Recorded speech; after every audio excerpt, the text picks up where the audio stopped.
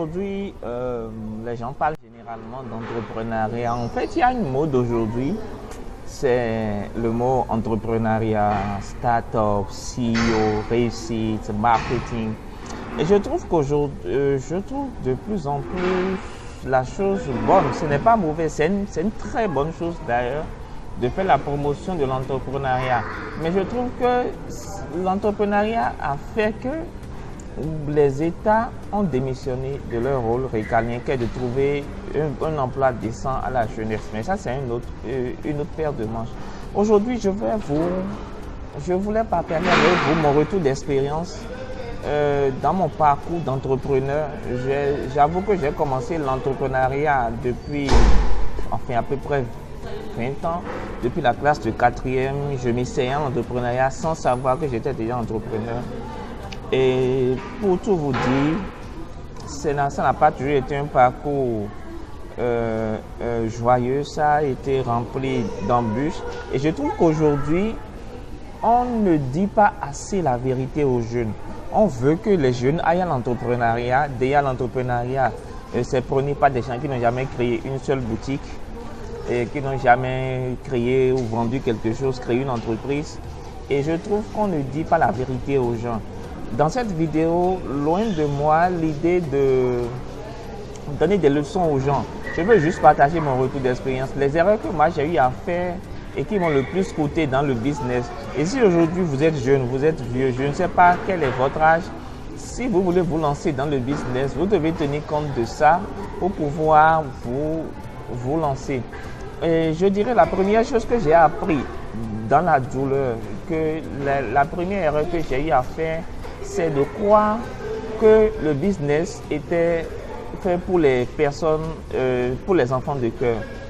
Les personnes qui ne cherchent pas de problèmes, qui ne cherchent pas de noises aux gens, qui sont là pour créer des trucs épais dans leur coin. Dans leur coin. J'ai toujours cru que le business était fait pour les gens comme ça. J'ai toujours cru que le business était quelque chose, tant que tu apportes de la valeur, tant que tu apportes quelque chose de qualité aux gens, les gens vont t'aimer. J'ai toujours cru que c'était un domaine juste, c'était un domaine où c'est en fait le mérite, où c'est la loi de celui qui travaille plus, c'est celui qui mérite, qui gagne plus d'argent. Et je me suis rendu compte que c'est pas vrai, c'est faux.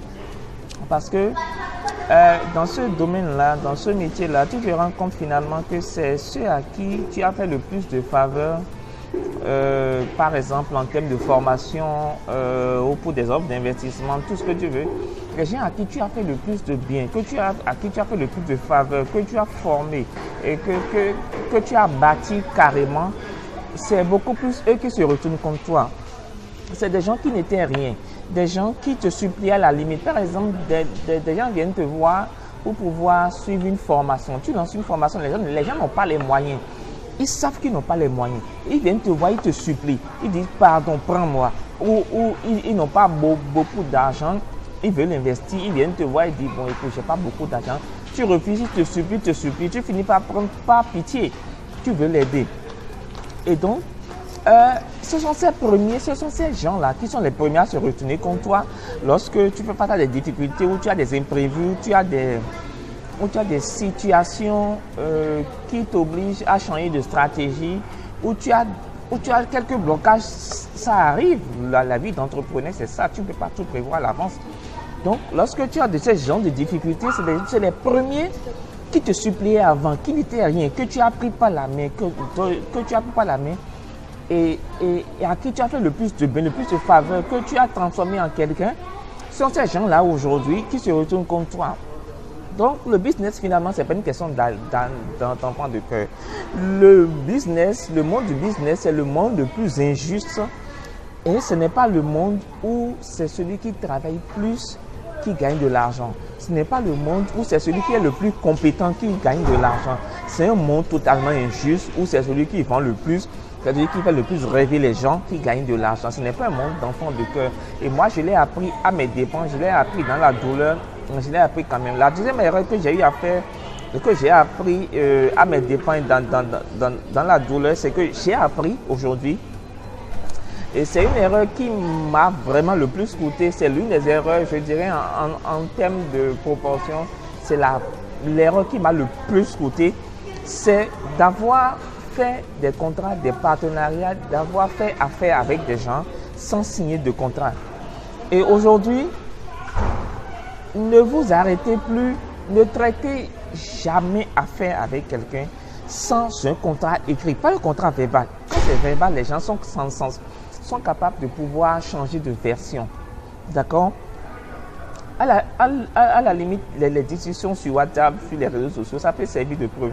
Mais arrangez-vous toujours, lorsque vous voulez faire affaire avec quelqu'un, arrangez-vous toujours pour avoir un contrat écrit avec la personne. C'est très important.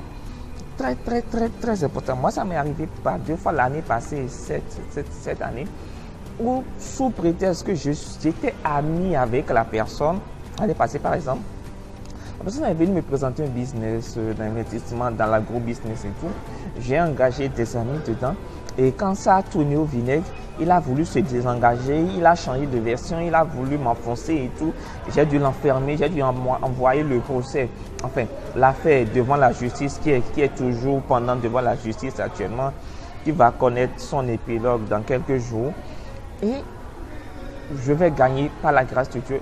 Mais c'est pour vous dire quoi, aussi j'ai eu un cas comme ça au Burkina, bref, c'est pour vous dire quoi, lorsque vous traitez affaire avec quelqu'un, la pire des choses que vous allez faire et qui va vous assassiner définitivement, c'est ne pas avoir de contrat avec la personne. Arrangez-vous toujours pour avoir un contrat écrit avec la personne. Et c'est surtout quand c'est votre ami, vous devez avoir un contrat écrit. C'est pendant les moments où vous vous entendez bien que vous devez rédiger ce contrat-là.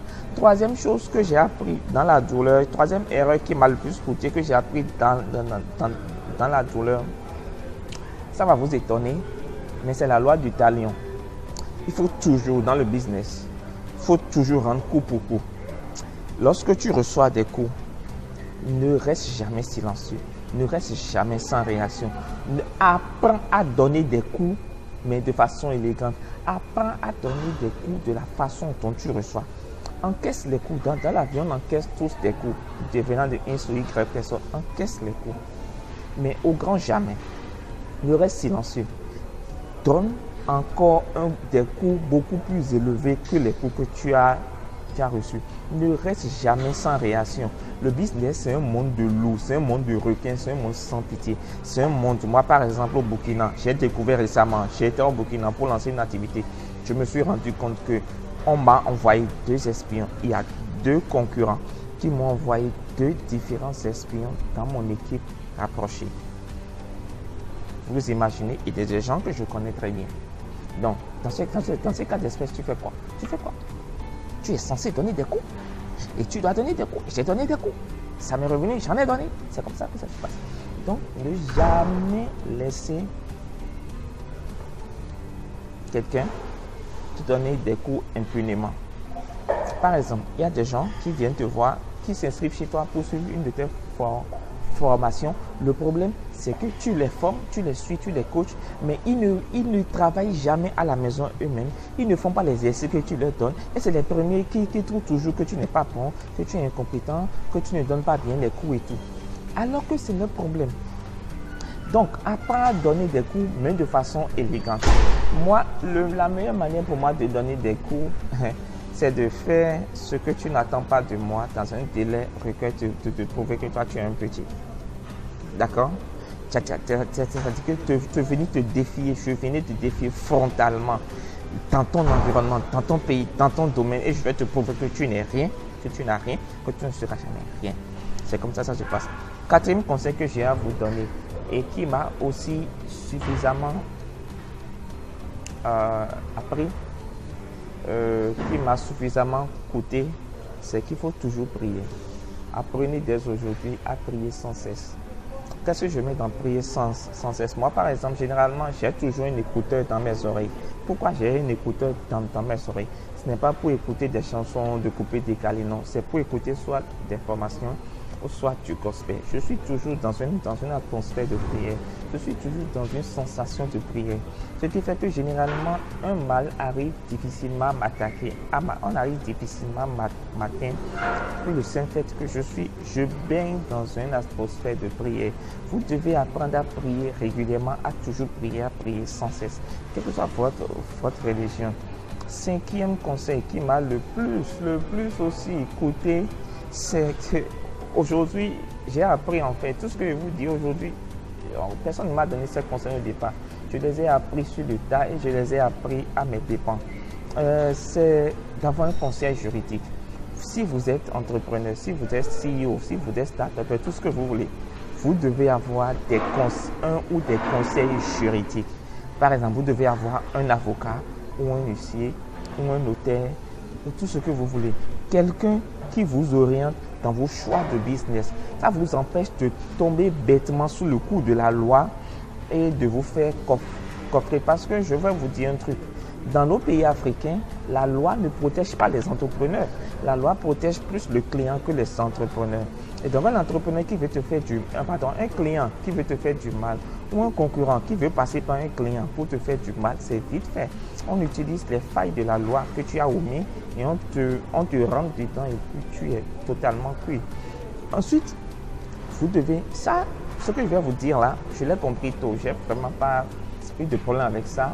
Mais beaucoup de personnes ont des problèmes avec ça, c'est que vous devez savoir vendre. Un entrepreneur est quelqu'un qui maîtrise l'art de la vente. L'art de la vente. Je n'ai pas dit apprendre le marketing à l'école. Vous devez apprendre à vendre. Le danger d'être compétent, les personnes compétentes, le danger d'être vraiment compétent, c'est que les personnes compétentes croient que leurs produits vont se vendre tout seuls. Les clients vont acheter leurs produits tout seuls. C'est faux, ce n'est pas vrai. Si c'était ça, ils seraient les plus riches de la planète. Ce n'est pas les plus compétents qui deviennent riches, mais c'est les gens qui savent vendre qui s'enrichissent. Donc, toujours savoir, il faut apprendre à vendre. Ensuite, vous devez toujours avoir un plan B. Un plan B. Il y a une théorie qui consiste à brûler les ponts derrière soi et n'avoir d'autre chance que de réussir. Moi, je ne suis pas pour cette technique-là. Il faut toujours avoir un plan B parce que dans la vie, il y a ce que tu planifies et il y a la réalité. Et quand tu fais face à la réalité, il faut toujours avoir un plan B. Généralement, nous, entrepreneurs, on est un peu fonceurs. On aime foncer, on aime vraiment foncer sans avoir un plan B, sans savoir. En fait, on est tellement sûr que notre plan A va marcher qu'on ne prévoit pas de plan B. C'est une erreur. Il faut toujours avoir un plan B, un plan C jusqu'à un plan Z pour toujours s'en sortir et atteindre ses objectifs. Et dernière chose, et ça, si tu es marié, si tu es une femme, je vais te dire franchement, ça, c'est une leçon que c'est quelque chose que je connaissais, mais j'ai appris ça, je suis devenu conscient de ça l'année passée. Si tu es un homme, si tu es entrepreneur, associe toujours ta femme dans toutes tes activités. Associe toujours ta femme dans tous tes business. Et tiens compte de la vie. Tiens compte de la vie de ta femme, de ton épouse, dans chaque décision que tu vas prendre. Moi, c'est quelque chose que j'ai appris à mes dépens. J'ai appris l'année passée. J'ai appris à écouter ma femme. Si j'avais écouté ma femme l'année passée, il y a un certain nombre de choses que je n'aurais pas fait comme erreur dans mon business l'année passée et qui m'auraient énormément coûté. J'ai fait beaucoup d'erreurs dans ma vie. J'en suis fier. Pour la plupart, pour tout d'âge, je suis beaucoup fier. S'il fallait les reprendre, je les reprendrai. Peut-être avec moins de joie, mais je les reprendrai quand même. Pour le simple fait qu'elles m'ont beaucoup appris. Et c'est pour vous dire ceci. Écoutez toujours votre femme. Posez quand vous voulez agir. Demandez l'avis de votre femme. Écoutez-la, ce qu'elle va dire et agissez en conséquence. Sinon, et quand elle vous donne un conseil, ne cherchez pas généralement à comprendre le pourquoi. Les femmes ont un sixième sens. Les femmes ont un pressentiment. Les femmes ont quelque chose que nous, on n'a pas. Elles ont un flair que nous, on n'a pas. Et donc, vous, entrepreneurs, vous devez avoir quelqu'un à côté qui est capable de vous dire stop. Et ce stop-là doit être votre femme, votre épouse, parce qu'elle vous connaît mieux que vous-même. Elle connaît votre business mieux que vous-même. Elle sait quoi ce qui est bon pour vous. Et généralement, Dieu vous parlera au travers de votre épouse. Si vous êtes un gars têtu comme moi, il vous parlera au travers de votre épouse. Puis il y a plusieurs choses que mon épouse m'a dit de ne jamais faire. Je l'ai fait. Ça s'est retourné contre moi. Donc les amis, voilà un peu l'expérience que je voulais partager avec vous. J'espère que cela vous a été utile. Je suis sorti un peu du cadre habituel pour vous tourner cette vidéo. J'espère que cela vous a été utile. Si elle vous a été utile, n'hésitez pas à me poser un like sous la vidéo, à partager, à commenter, à dire laquelle des erreurs vous a le plus coûté dans le business pour vous, laquelle des erreurs que j'ai citées aujourd'hui vous a le plus parlé, quelle erreur moi je n'ai pas commis et que vous avez commis et qui vous a le plus appris. Mettez-moi tout ça en commentaire pour qu'on puisse échanger, pour qu'on puisse partager nos expériences. Je n'ai pas la science infuse, je ne parle que de ce que je connais, de ce que j'ai vécu. Voilà, rendez-vous dans la vidéo prochaine.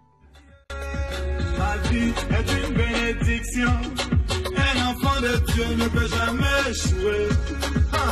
Moi, ma vie est une bénédiction. Un enfant de Dieu ne peut jamais échouer. Saga Junior. Yo, ma vie a changé. Yo, aujourd'hui j'ai triomphé. Yo, ma vie a changé. Yo, aujourd'hui j'ai triomphé. Autrement, c'est Pignon.